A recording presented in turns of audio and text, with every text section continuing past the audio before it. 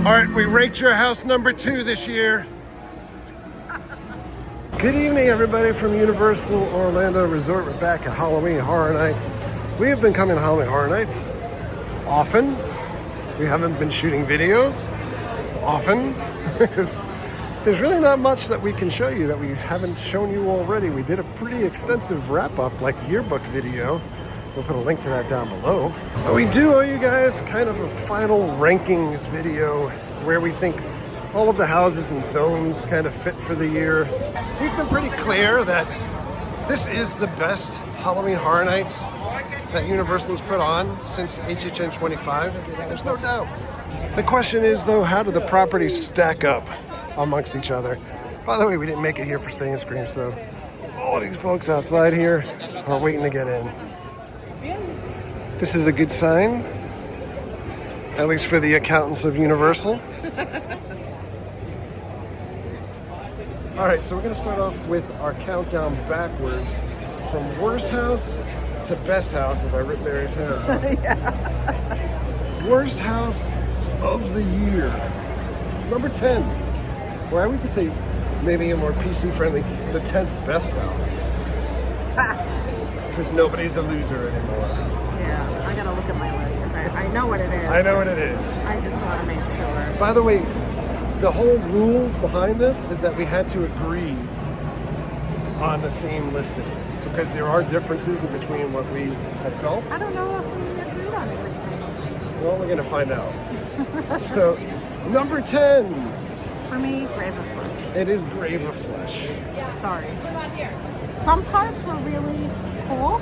I feel like when you walk into the house, it like has so much promise, And then it just falls to shit. It is. I feel like they ran out of budget in the house. I think even our friends that are really hardcore Horror Nights folks, they've said like, what exactly is happening? What happens in the middle and what? What is going on? What is going on? Grave of Flesh, number 10. It's starting.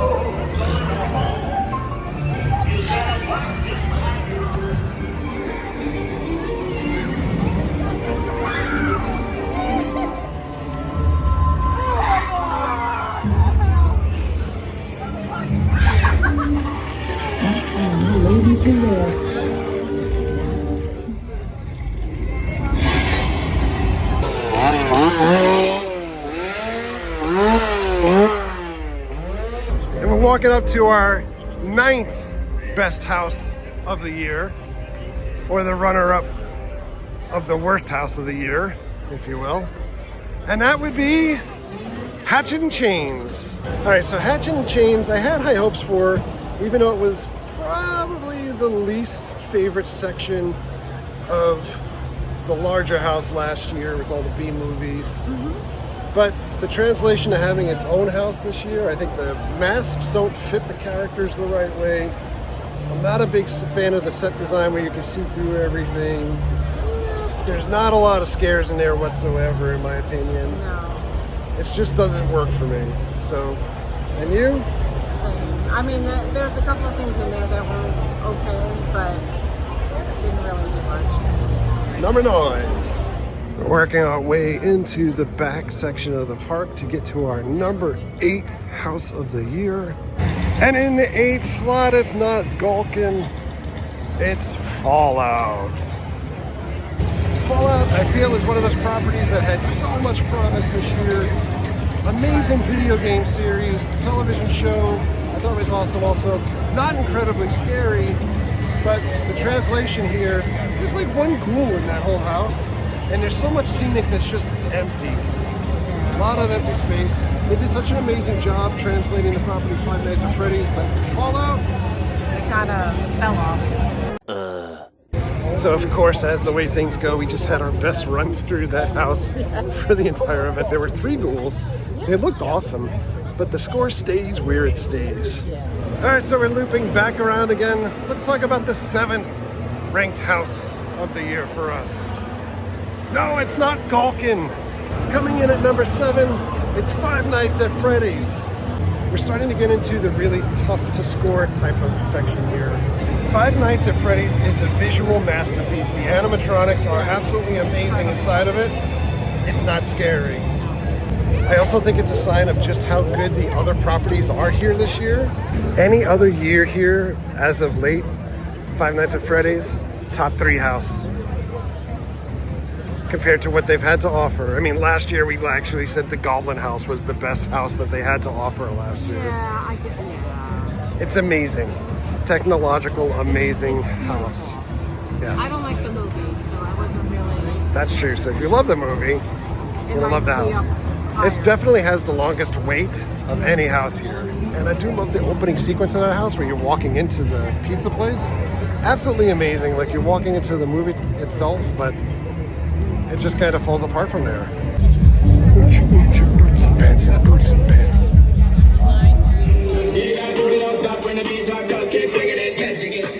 There's a lot of people.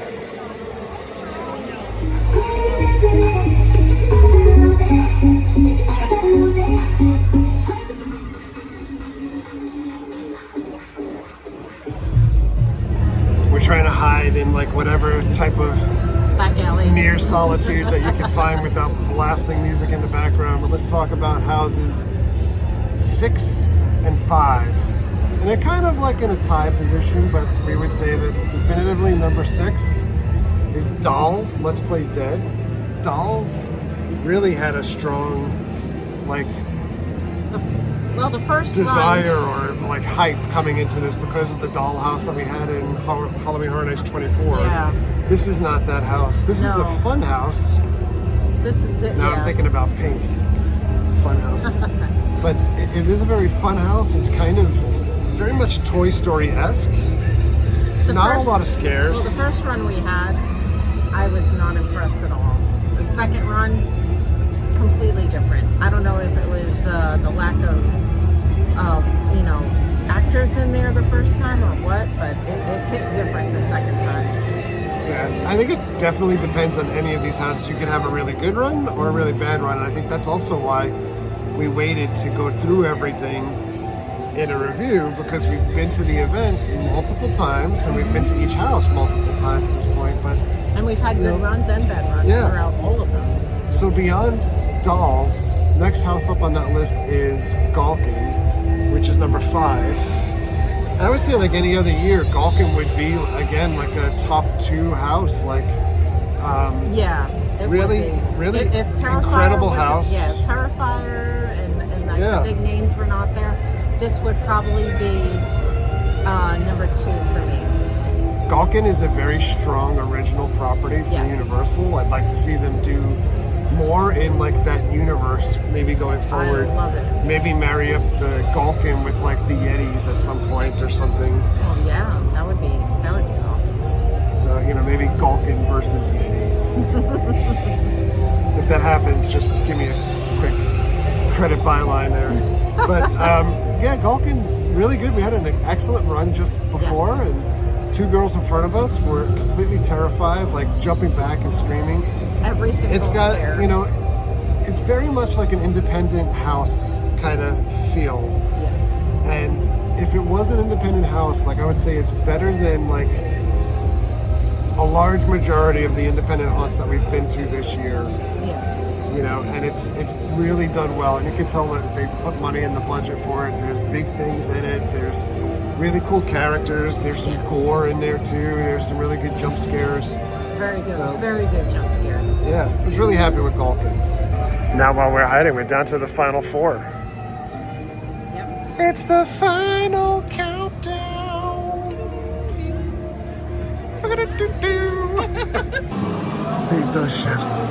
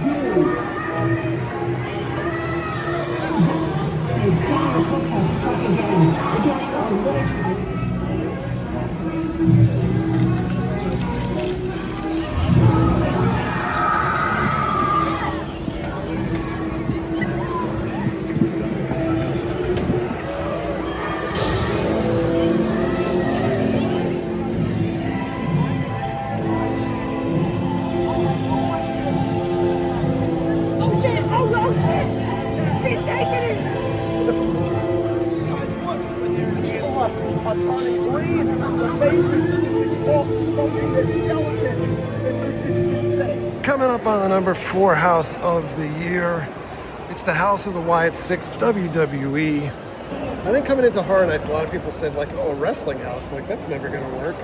But I don't think a lot of folks were or at least the general public, realized the influence of horror on Bray Wyatt. Yes. And now Uncle Howdy and Wyatt 6 in the WWE. I will tell you, this house has some extremely positive reviews, both from hardcore fans and from people that had no idea what was going on in wrestling. This is a fantastic journey through Bray Wyatt, through the Wyatt 6, and then ending in really a tear-jerking moment, kind of taking you back into the beginnings of the original threesome for Bray Wyatt and the Fireflies, and it's an incredible house, and it deserves all the kudos in the world. Again, like I think in other haunts, other parks, and other years, this could be a number 1 house, and I think for some folks it probably is a number 1 house, but for us, this is coming in at number 4. Our number 3 house of the year is Jason Universe. This house really has no right being as good as it is. It's such a stupid concept. It's just like 50 Jason Voorhees all over, different settings, Jason 1 through 8, or Friday the 13th 1 through 8. But the scares are relentless in this house. It's like non-stop. It is without a doubt the scariest house that they've done, I think, in years here. Yeah. I've seen more people wiped out in this house than any other house in a very long time. Without a doubt, it is the best house that they've ever done in the Fast and the Furious queue or location. And the only other thing I can say is that this is an actual pure delight to walk through every time that we go through. Coming up on our number 2 house of the year, that's right, it is Terrifier. So Terrifier, easy number 2. I was hoping it was going to be number 1. There is a little bit of a history. Terrifier 1 came out. Everybody was buzzing about it, at least in the horror community. I was like, what is this Terrifier thing? I honestly thought it was grotesque, and I was like, what is this? Just like pure torture movie. But I dug it, right? Then you get to Terrifier 2. We had a friend that was in that movie. Selfie guy, shout out Rick. Amazing movie. I loved it. I couldn't wait to see where it went. Last year, exactly 1 year and like a couple of days ago, we got hit with a hurricane here in Florida, Hurricane Milton, and we went to go see Terrifier 3. We had Terrifier 3 tickets for Altamont Springs. The movie theater closed because of the hurricane, but the movie theater was still open in Orlando. And we had no power in the home, so we went over to the movie theater here. Unbelievable. Following day, ran into Mike from HHN here. We talked a little shop about Terrifier, and I said, like, I couldn't imagine, like, could Terrifier ever come here because it's just way too gory, like, but it's just so amazing of a house. And he was like, well, You didn't give us an answer. well, he's like, I wouldn't say that. So here we are a year later. I love that house. It is so gory, disgusting, true to the movies. Yes. And it looks like everybody's having a ball inside. Well-deserved number 2. All right, we ranked your house number 2 this year. Any opinions on that? Number 2, the artist. In our hearts, you're number 1. Oh! He knocked my hat off my head. Yeah, it was not happening. So we kind of gave it away there with Art the Clown, but our number 1 selection for the year, it is El Artista Spanish Haunting. There's so much to say about this house. There's so much going on in this house. Yes. This is an original IP that's beating out the likes of Jason, Five Nights at Freddy's, Fallout, and Terrifier because it is that good. It is amazing. I feel like this year there's like El Artista and then everything else. It's not even a competition. The house is gorgeous. There's scares aplenty. There's all kinds of different scares in there too, and different things that are happening. All kinds of different techniques. The facade is gorgeous. The inside is gorgeous. It is just an overwhelmingly beautiful and excellently done house. Great story too. Halloween Horror Nights or not, this is gorgeous. It is one for the ages. Yeah. All right, so beyond the houses, we want to rank the zones. It is a little loud in here to try to rank things. So I think we might take you guys back into the car and wrap this up. All right, so it is a little bit quieter in here compared to like booming things. Like if I wear my Apple Watch or iWatch or whatever it's called, there's never a night that like the alarm doesn't go off about like high decibel ratings inside Horror Nights. So let's talk about scare zones and scare zone adjacent type of scares that are in the park. And we'll try to go a little bit quicker through this. Number 7, it's as it is. I didn't realize there was even 7 scare zones or areas. In the number 7 slot, it's Club Horror. And that's the area that's over towards San Francisco. I do want to give it some slack because they're doing something in that area. They're just having like beverages and things, but it's kind of like blaring music. To me, it's music that I've never heard before. I don't think it's popular music that they're playing. It's club music, so but it's club music. But you know, I guess I don't know. Every time I feel like I'm with it, I'm not with it. Whenever we walk by, we always say boots and pants and boots and pants. Boots and pants. I would say like that was not supposed to be what it is, and I give it some slack for that because it was supposed to be something else in the grand scheme of things, and things change somewhere along the line as they often do in Horror Nights land. So that is, you know, it's last for us. The next one up after that would be the Origins of Horror. That's the scare zone in the front of the park. I do like the opening ceremony section, and I like the statues that are there, and the gargoyles. You know, it's a little bit more of a grand entrance this year than it has been the last couple of years. I think they got away from that, and it's great back in the Minions area and stuff now. But it is still feeling like kind of like an afterthought type of zone. What can we fill the space with? In prior years, I go back to like when they had like the masquerade or things like that happening in that area. There were some more elaborate zones and things going on. But it's good. It's good for what it is. It's just not as good as some of the others. And the next one up on the list, I would say, is and we're cheating because I'm reading notes off of Mary's phone. The Cat Lady of Crooked Lane. The cats are funny. Look, I'm from New York City. I grew up going to Broadway before we moved to Florida.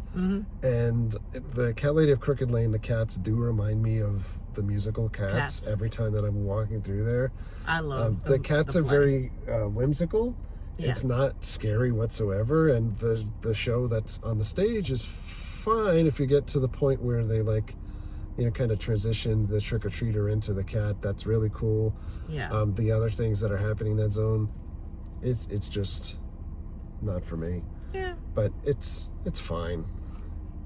It's fine. I do love that they brought back the illuminated pumpkins, so that's a plus. And then we're gonna get to some kind of scare zone adjacent type of areas, right? Like, I would say the next one up would be, this is where we disagree, but we're gonna agree to disagree here. I would say Mel's die-in, the zombies, is next on the list for me. So they would be coming in 4th. Mary has them as 3rd, but has them as like a tie. Mm-hmm. But the Mel's die-in thing is really fun. I love it. Yeah, I would love to see more of that done in future years. Have that come back as like a mainstay type of thing. Maybe like the revenge of the Mel's die-in zombies next year or something like that. A lot of fun in that area, and if you're looking at them during the day, like the makeup work that the team is doing is phenomenal. Yeah, I think it's great. love it. The body parts and everything are kind of comical also. I love it. So and the interactions are great. Yeah, I think it's fantastic. Now we had that tied with like the Chainsaw Clowns coming back. So Chainsaw Clowns I absolutely love. I'm so excited that they came back. Yeah, they are fantastic. They are, if you're looking for a scare zone, they are the scare zone of the event, where they are literally in between injecting laughs. They're scaring people, and I see more people getting scared in that zone than any other zone in the park. And I think they've done a wonderful job. There's no masks this year or prosthetics or anything like that. It's just kind of like paint and makeup, and they're absolutely wonderful. I love all of those guys. They are doing a fantastic job. I would say next two are the top two. Coming in the number 2 spot, and there can only be one winner. It is Masquerade. Masquerade Dance with Death. Everybody looks fantastic in that zone. There seems to be like way more actors than I've seen in that area for the past few years.